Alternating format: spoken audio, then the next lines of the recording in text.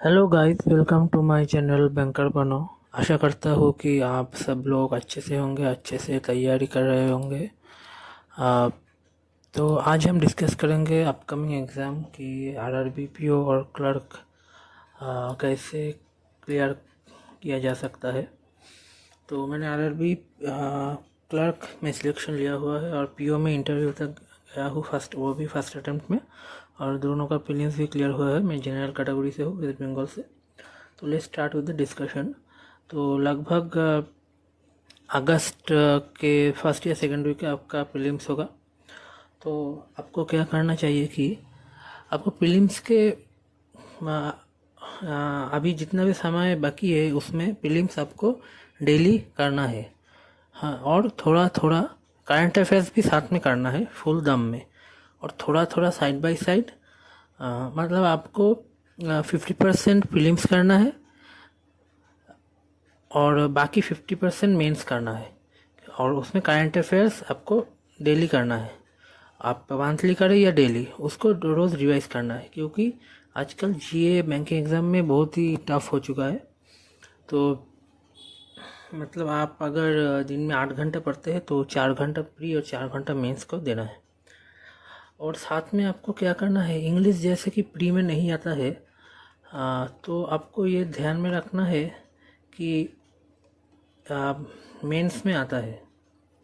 तो फिर मेंस के लिए आपको थोड़ा थोड़ा करना चाहिए, क्योंकि आपको अगर इंग्लिश एकदम से बंद कर दोगे तो थोड़ा फ्लो बिगड़ सकता है। और जिनका हिंदी सब्जेक्ट चूज़ करोगे तो वो लोग हिंदी कर सकते हो।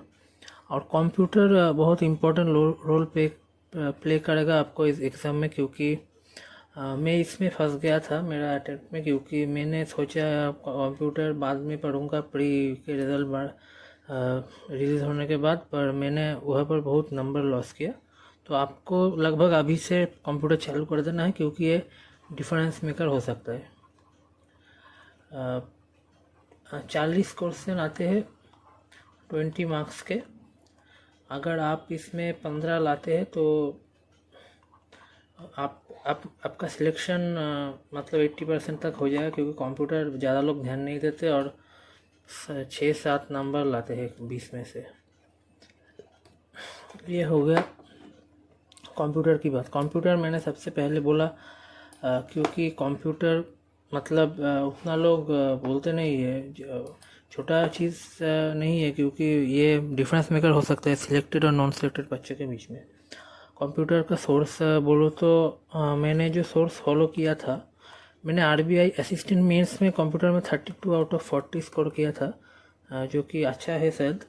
और उसमें मैंने फॉलो किया था Arora educator YouTube channel,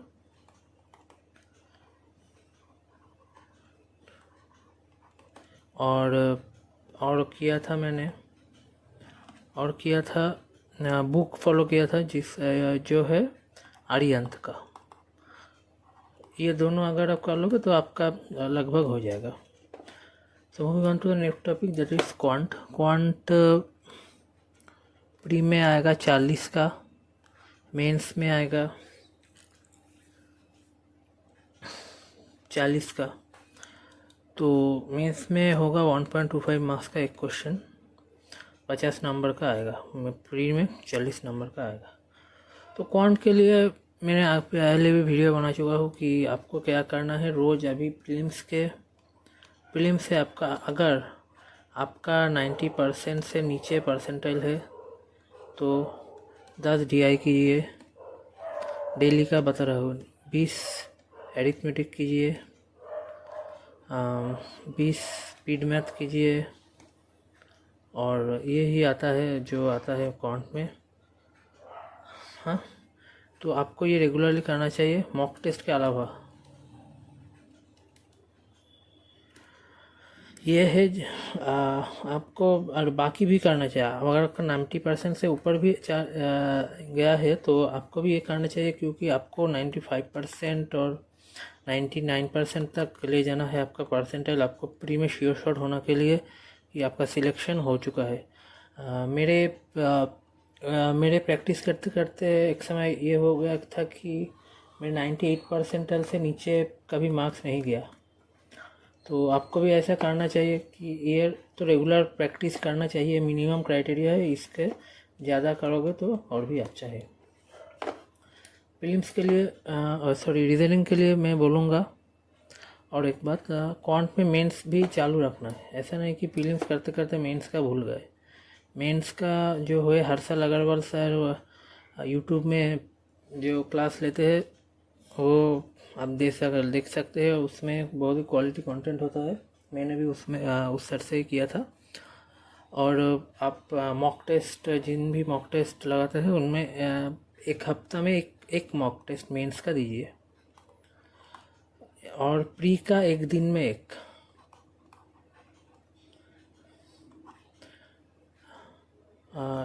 per day pre का एक दिन में और मेंस का एक हफ्ता में एक दीजिए। और प्री के बाद रोज़ 2 दिन में एक मॉक दीजिए मेंस का।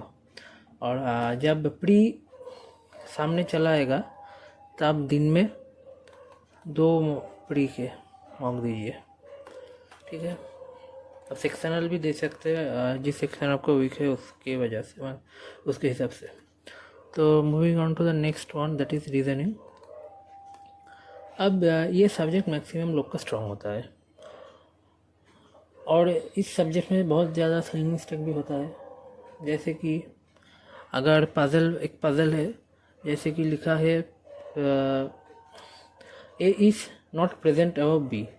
आप एग्ज़ाम में प्रेशर में देख लोगे ए इज़ अबव बी, ये नॉट को नहीं देखोगे। मेरे साथ ये होता है, और मतलब एग्ज़ाम में नहीं हुआ, मॉक में होता था, मैं मॉक में ही सुधर लिया।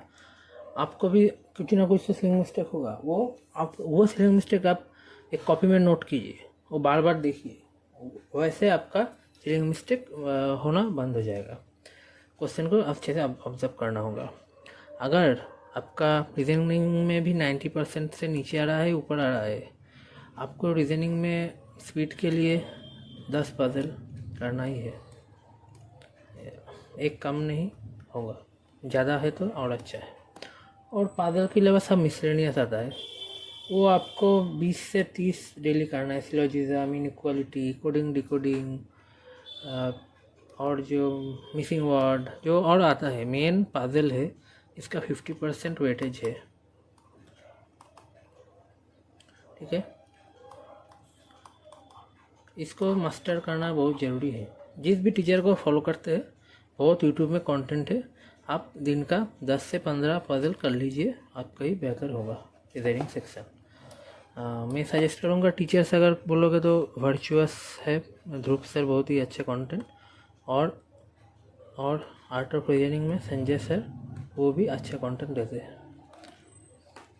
रीजनिंग प्री में जितना इजी लगता है, मेंस में उतना ही टफ हो जाता है, क्योंकि उसमें पजल बड़ा बड़ा आता है। हालांकि आरआरबी में पजल बाकी एग्ज़ाम के कंपेयर में थोड़ा इजी आता है। तो रीजनिंग में भी आरआरबी पीओ क्लार्क में पजल का वेटेज 5 तो पजल आता है, 4 या 5 पजल आता है, और मिसलेनियस भी आता है। अगर आप मेंस भी डेली करना चाहते हैं तो जैसे क्वांट में बोला 50-50 करके वेटेज दीजिए, और एक वीक में एक तो मॉक लगाना ही चाहिए। वर्चुअस और आर्ट ऑफ रीजनिंग मेंस में भी आपको बहुत काम आएगा, क्योंकि वो लोग मेमोरी बेस्ड पेपर लाते हैं, एकदम डिटो नहीं, 90% से लाते हैं, सही लाते हैं। तो ये रहा क्वांट और रीजनिंग और कंप्यूटर। अब मैं बात करूँगा इंग्लिश की। इंग्लिश हालांकि प्री में नहीं आता, तो आपको ऐसा नहीं सोचना चाहिए कि छोड़ देता हूँ, इंग्लिश अभी काम नहीं आएगा। IBPS clerk, PO, SBI clerk, PO में वो तो बहुत इम्पोर्टेंट रोल प्ले करेगा।